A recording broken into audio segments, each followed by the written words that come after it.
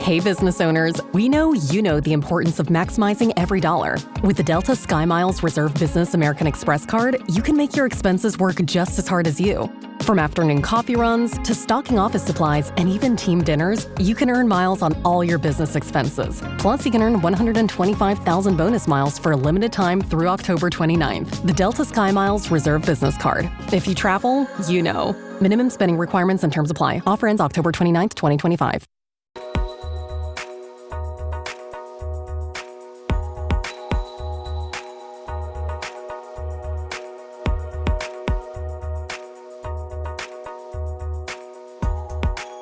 Welcome to episode 89 of the Inside Job Boards and Recruitment Marketplaces podcast. By the way, we won an award for the needlessly longest name of any podcast out there, and we'll get back to you on which award that was. It's on a strictly need-to-know basis only. For those of you who don't know me, this is Stephen Rothberg. I'm the founder of College Recruiter. I'm the one with the bad jokes. That's pretty clear. You didn't have to expound on it to make that even more obvious. I am paid by the word, Peter. I am paid by the word. And I'm Peter Zollman, the founder of the AIM Group. We provide business intelligence to marketplaces all around the world, and we have a conference called RecBuzz. So between the two of us, you're probably thinking, why am I here, with 2025 either just around the corner or one way or the other just around the corner?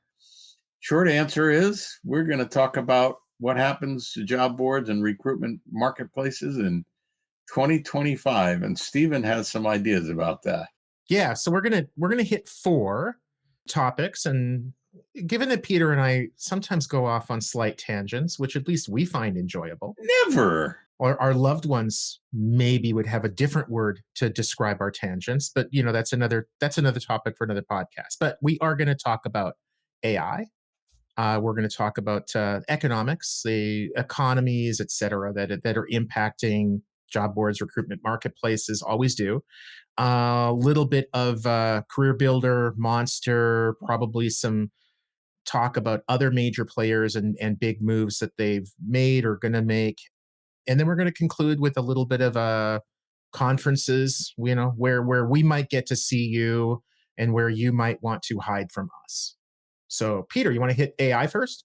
Yeah, everybody's been talking about AI forever, so I'm going to make my prediction, if that's the right word, very brief. I think AI in 2025 will come down to, here are some very specific uses that we are making for AI. This is what we're going to focus on. We may test, we may keep working on, we may keep trying other things, but here are the 2 cases or 3 cases or 4 cases that we have developed that are really working for us, and we're going to focus on those. And we're not going to talk about it so much as we do it. Okay. I think you're thinking very much along the same lines as me, and I'll go in just a little bit of a different vantage point. I think the talk around AI in our industry is going to be much more internal. Like the AI that we're going to be using is going to be more internal, less external. And what I mean by that is it's going to be more about getting the right jobs in front of the right candidates and the matching that actually happens, which alerts the candidates actually get. And we're going to be using AI to make our technology more efficient and effective, not as much in our marketing and sales pitches. Right now, I think a lot of job boards, when it comes to AI, are doing a hell of a lot more in the marketing side than they are in the actual tech side. And I think we're going to reverse that in 2025. I certainly see everybody talking about AI this, AI that, AI everything. And, shut up and do. Yeah. We may not be artificial, but then it's okay because we're also not intelligent, which takes us to the next topic, economics. Are you talking about me or? It's the royal we. Okay. Economies. 2022, 2021, when COVID hit, everybody thought, oh my gosh, this is going to be a disaster for job boards. Yeah.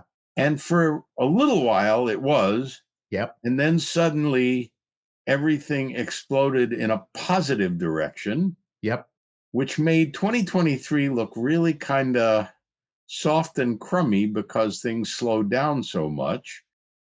2024, depending on where you are in the world, has been better, if for no other reason than year over year comparisons are not as difficult. 2025, I think most places will probably see even better years, except for those that are in the really difficult war torn areas: Israel, Syria, Iraq, Iran, some of the African countries that are struggling. Ukraine, Russia. Yeah, Ukraine, Russia, certainly going to be difficult. Although Headhunter had its best year ever this year in Russia. We just had a big piece about that. Excellent year in Russia for Headhunter, and they just keep getting better and better. So Russia, maybe not, because it's tough to keep getting better and better, but they certainly are. But in most cases, and the Ukrainian job boards and the Ukrainian technology sector and economy are holding up remarkably well given what's going on in Ukraine.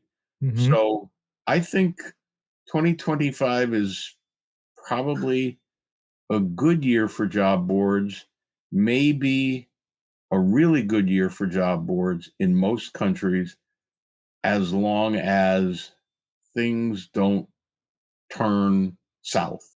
All right. My turn. Economics. This is probably like the most uncertain that I have been for years about where the economy is going. There are just all of these really inconsistent signals, right? Trump is coming in. Are tariffs going to be massive? If so, will those tariffs really boost the American economy? Will we get massive inflation? If we get massive inflation, will that lead to interest rates going up? How does that affect the global economy?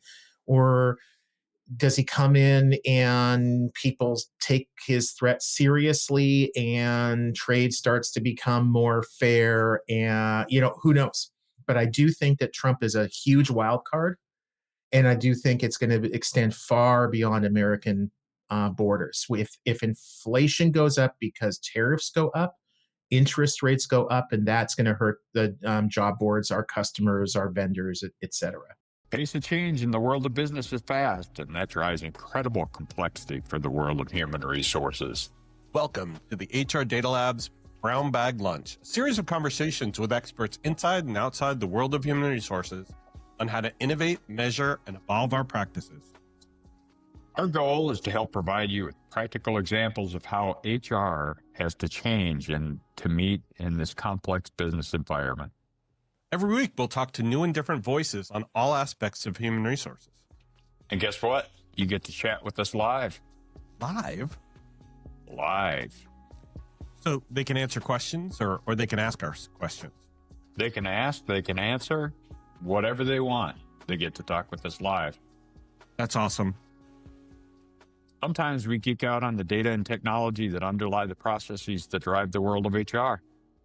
But the conversations are always insightful and fun. So please enjoy the HR Data Lab's Brown Bag Lunch. Good point. And calling President Trump, or soon to be President Trump, a wild card is the most understated comment you could possibly have made. Well, thank you, Captain Obvious. Next one. Career yes. builder, monster, other big players. Okay, career builder, monster, something's got to happen there. Probably go to one brand. What will that be? I don't know. I am guessing that they are really tight on expenses while they figure out what happens next. Does it really matter at this point? There's still giant job boards in the United States. Mm-hmm. They're pretty much gone from everywhere else. The monster name is gone almost everywhere else. Career Builder doesn't have a lot of presence anywhere else and sold off most of the pieces that it had. But something's going to happen there. Does it really matter? I don't know, but it's certainly still of interest in our industry. And of course, when you get done throwing in your 2 cents on Career Builder Monster, we'll talk about Indeed and what they are cooking up in international waters.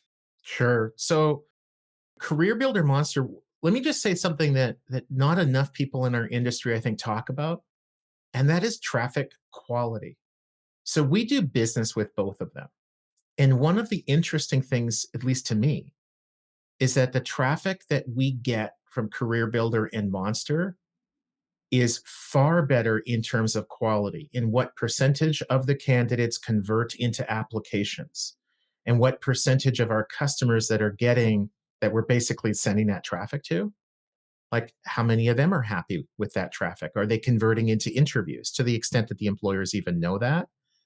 And I think it's a bit of an undertold story that it's not just about their brand name, their lack of Super Bowl ads anymore, the fact that they're, I think, globally like number 20 and 21 in terms of traffic. You combine them, I think they're what, top 6, 7, 8, something like that. But their quality is better than a lot of aggregators. And that is going to stand them in really good stead. That's a big asset for them. I think that's something that we should pull out and tout a little bit for them. Mhm. And I hope somebody from Career Builder listens and watches this and reaches out to you for more information. They will be tagged in the show notes. Okay. And Indeed, by the Yeah. way, just to touch this one before we wrap up Mhm. and or go to conferences and then wrap up, because we're all about going to conferences. Indeed recently changed the way it operates in Japan and will only accept feeds directly or from ATSs, not from, will not scrape them or download them. And that is a big shift. They were very emphatic that it is only Japan, to which I add, for now. If it works for them, you can be sure that's going to evolve quickly. So does this mean that a smaller employer that does not have an ATS, if they want, or even a large one that does, if they want to go to Indeed in Japan and manually post a job, that they cannot do that? I believe that is still a possibility, but Okay. I confess that I didn't quite understand it other than Jim wrote about it after we had back and forth with Indeed.